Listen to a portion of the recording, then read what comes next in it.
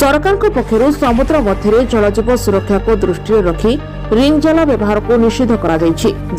पारादीप मत्स्य विभाग पक्षर कड़ाकड़ी नजर रखा बेले पारादीप षंढकूद निकट में रिंग जाल बोझेई आंकरेज में रही 4टी डंगा को जबत कर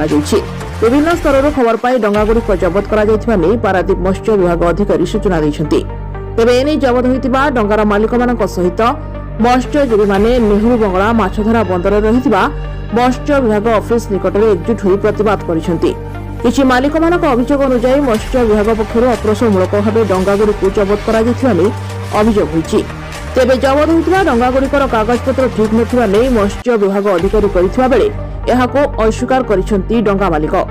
संपूर्ण कागजपत्र आम पाखरे थिबा बेले फिशरी ऑफिसर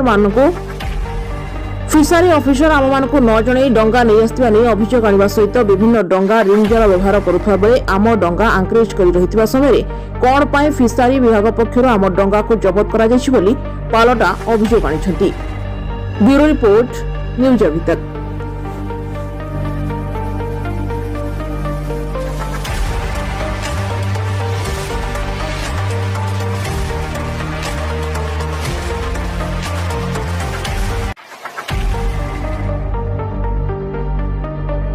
मो ना हूँ लंका कृष्ण मुझे 50 वर्ष हो जीवन ये मोर जन्म दीर्घ 50 वर्ष चलती मु गोटे बोट करी डंगा छोटा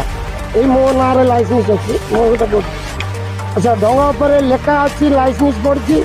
ना बा लेखाई बर्तमान एंकरेज रे तिला से डंगा एंकर पकई 15-20 दिन है बंद अच्छी बर्तमान मोर तो किसी फेल ना चादर तो लेखा अच्छी सब अच्छी डंगाटा को टाणिकी आनी 4टा डंगा किए आनी ना फिशरमैन वाला आसुँच मेरान थाना वाला जाइए क्या जन ना मन चेरे जा डंगा आंकर पटे काटिकी जबरदस्त नहीं आस ये कौन पे आनी बर्तमान आमको भी जन ना आम आसिक फिशरमैन ऑफिस रे दाखल करलु कौन है आम दाबी करलु कौन पे आनिल ना से कहला तुम लाइसेंस देखा अच्छा लाइसेंस देखा घर घर आसलन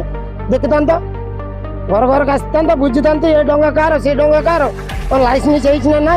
तुम जानी था बर्तमान वैसा जो डंगा टाणिकी आनीच आज दिन में आनिल खाली रात जो ओझीज से दायित्व तार से जहाँ बड़ बड़ रिंग जाल चलती से रिंग जाल से बर्तमान हूँ मैंने टाणवा जाल माने जाल पकईदे टाणिले बर्तमान सुना बोट जो बड़ बड़ जाल टाणुंट छोट छोट माछ मार दौरान ठाक धरू ना ये जो बड़ पासी जाल जो माछ या तो छोट तो मारे ना हाँ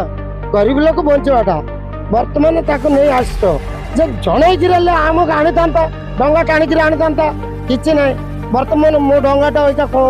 पाटी जाके दायी किए कौन चाहूँ कौन चाहूँ आम जदि नोटिस कले चलो केमती मो ना रमेश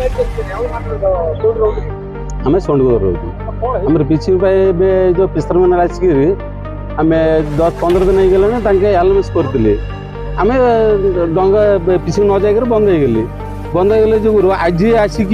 आम 4टा डंगा ये नहीं पलि कहीं आने आम 2टा डंगार जाल टाइम को जाते से जालर माछ पड़ी से माछ कहीं तुम मारी से माछ में तो आम गाँव वाला से फिशर वाला भी करनी कि आस किए भी करना आम गाँव वाला गाँव बदर लोग कर तुम जाल तुम फिशिंग करना तुम ओडिशा पिले ये राउना आम आंध्रा लोग ये आम आंध्र पिला आम ये माछ मारे तुम मारना बेले आमको समस्त विदा करने चेष्टा कर राम तो रिंग जाल न जे रिंग जाल ऑल इंडिया समस्त आम रिंग जाल 2टा डंगार आम टाणिकी माछ मारी आम डंगा नहीं आम पलैले आम फिशिंग कर बचू कमी आम फिशिंग न गले फिशरमैन कही 4टा लोग डंगा नहीं आ कौन निष्पत्ति हो बदर लोग जाते कौन कही आम कि जन ना 4टा लोग 4टा पर से सब जन कही विजय कुमार कर डीएफओ पारादीप नियम जिनस होमर रिंग जाल पकाते रिंग जाल मान छोट माछ समुद्र शेष हो ଏଇଟା ଆମର ସମ୍ପୂର୍ଣ୍ଣ ବ୍ୟାନ୍। ତେଣୁ ଆମେ ଯେତେ କହିଲେ ବି ସେ ତାକୁ ନୁଚି ଛପିକିରି ଜାଲ ପକାଉଛନ୍ତି। ଆଉ ତେଣୁ ଆମକୁ କମ୍ପ୍ଲେନ୍ ଆସିଲା, ଉପରୁ ଚିଠି ଆସିଲା, ଆମ ଅଫିସର କଲେ। ଆମେ ତେଣୁ ବାଧ୍ୟ ହେଇକି ଯାଇକି ତାକୁ ଚେକିଂ କଲୁ। ଅବଶ୍ୟ ସେ ମାଛ ଧରି ନାହାନ୍ତି, କିନ୍ତୁ ଜାଲ ପ୍ରବଳ ମାତ୍ରାରେ ସବୁ ରିଙ୍ଗ ଜାଲ ଥୁଆ ହେଇଛି ଡଙ୍ଗା ଉପରେ। ତାମାନେ ସେ କେତେ ଲୁଚି ଛପିକିରି ମାରୁଛନ୍ତି। ତେଣୁ ଆମେ 4ଟା ଡଙ୍ଗା ସିଜ୍ କରିଛୁ। ତାଙ୍କର ନାଁ ଟୋଟାଲ ନାହିଁ, ରେଜିଷ୍ଟ୍ରେସନ ନମ୍ବର ନାହିଁ। ଆମେ ସେଇ 4ଟା ଡଙ୍ଗା ସିଜ୍ କରିକି ଜାଲ ସହିତ ଚଲର ସିଏ କେଉଁଠି ଲୁଚି ଛପି କରୁଥିବେ, କିନ୍ତୁ ଆମର ଚେକିଂ ଚାଲିବ। ଆମେ ତାକୁ ସିଜ୍ କରିବୁ, ଦେଖିକି ତାଙ୍କୁ ଧରପକଡ଼ କରିବୁ। କାର୍ଯ୍ୟ ତାଙ୍କ ନାଁରେ କେସ୍ କରାଯିବ। ତାଙ୍କ ଡଙ୍ଗା ସିଜ୍ ହେଇଛି, ଜାଲ ସିଜ୍ ହେଇଛି, ସବୁ ତାଙ୍କର ତାଙ୍କୁ ଉପରକୁ ଫରୱାର୍ଡ଼ କରାଯିବ, କେସ୍ ଚାଲିବ।